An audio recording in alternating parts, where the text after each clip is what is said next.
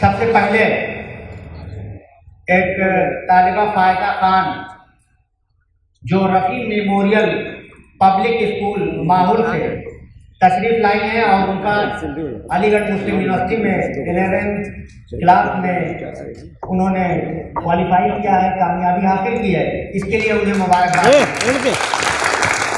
इब्राहिम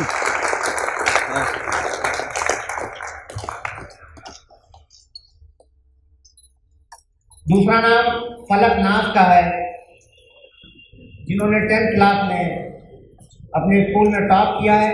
ये भी Rafi memorial public school में ताल्लुक़ रखती हैं, उनके लिए हौसला अफजाई की है।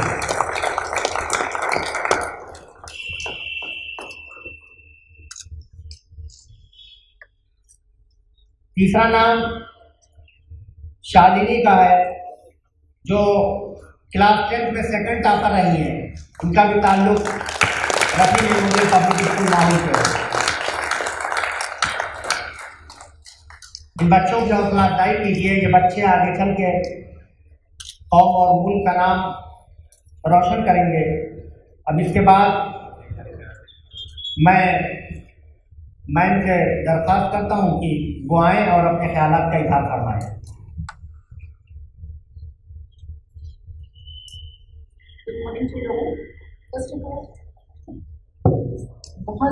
बहुत मुबारकबाद हो बच्चों के लिए जिन्होंने ये प्राइज़ रिसीव किया। तालियां तो बजाओ उनके लिए।